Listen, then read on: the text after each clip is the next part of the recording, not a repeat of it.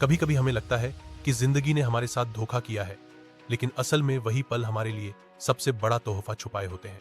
किसी ने सच ही कहा है, पिता की डांट और माँ की ममता दोनों ही हमारी सबसे बड़ी पूंजी होती हैं, लेकिन जब तक वो साथ रहते हैं हम अक्सर उनकी कद्र नहीं करते।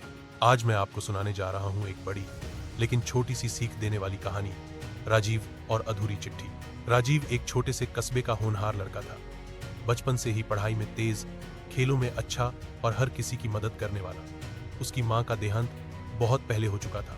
पिता सुरेश जी ही उसके लिए माँ भी थे और पिता भी। सुरेश जी साधारण से आदमी थे, एक छोटी सी किराने की दुकान चलाते थे। दिन रात मेहनत करके बेटे की पढ़ाई का खर्च उठाते। राजीव अक्सर कहता, पापा आप इतना क्यों काम करते हो, आराम भी कर लिया करो। सुरेश मुस्कुरा देते, बेटा जब तक तू अपने पैरों पर खड़ा नहीं हो जाता तब तक मैं आराम नहीं कर सकता। राजीव 12वीं में था।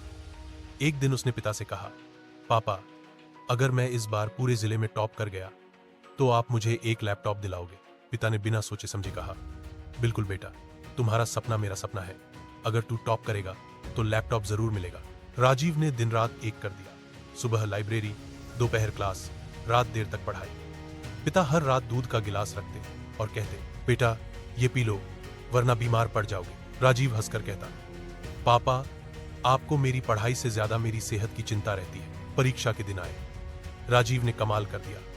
रिजल्ट में उसका नाम सबसे ऊपर था, जिले का टॉपर। खुशी में उसने दोस्तों को पार्टी दी, मिठाई खरीदी और फोन करके पापा से कहा, पापा आपका बेटा टॉपर बन गया, अब घर में मेरा लैपटॉप मेरा इंतजार कर रहा होगा, है ना? सुरेश जी हंसकर बोले, हाँ बेटा सब तैयार है, जल्दी आ जा।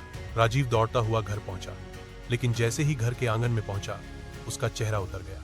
वहां न कोई लैपटॉप था न डिब्बा, बस टेबल पर एक रामचरितमानस रखी हुई थी जिस पर एक सुंदर कपड़ा चढ़ा हुआ था। पिता ने मुस्कुराकर कहा, बेटा ये तेरे लिए गिफ्ट है, तेरी मेहनत पर गर्व है। राजीव का दिल टूट गया।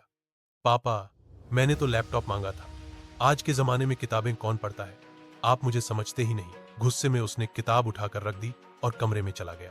रात को उसने पिता से कहा, अब मैं शहर जा रहा हूं, खुद मेहनत करके सब खरीदूंगा, आपसे कुछ नहीं चाहिए।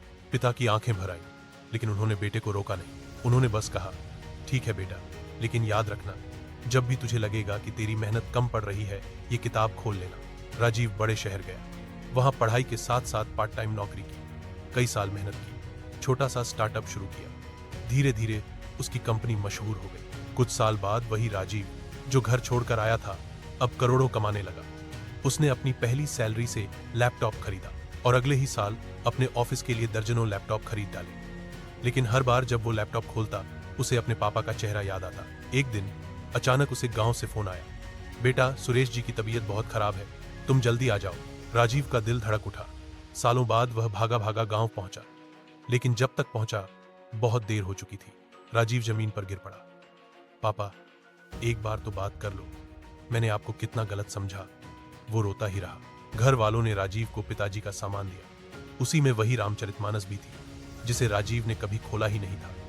कांपते हाथों से उसने किताब खोली। पहले ही पन्ने में एक लिफाफा रखा था। उसमें लिखा था, मेरे प्यारे बेटे, तूने अपनी मेहनत से मुझे गर्व महसूस कराया। तुझे जो चाहिए था वही दिलाने की कोशिश की है। ये लैपटॉप की रसीद है, मैंने तेरे लिए पैसे जमा करके पहले ही खरीद लिया है, लेकिन साथ में ये रामचरितमानस भी देना चाहता हूं ताकि तू सिर्फ सफल इंसान ही नहीं बल्कि अच्छा इंसान भी बने। तुम्हारा पापा।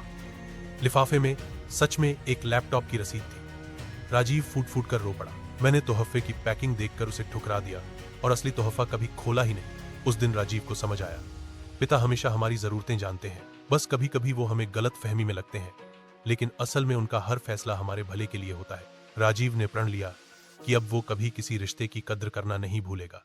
दोस्तों, यह कहानी सिर्फ राजीव और उसके पिता की नहीं है, यह हमारी और आपकी भी कहानी है। कभी हम भगवान से, कभी अपने माता पिता से, तो कभी हालात से नाराज हो जाते हैं, लेकिन सच तो यह है कि ऊपर वाला हमें वही देता है जो हमारे लिए सबसे बेहतर होता है, बस पैकिंग अलग होती है।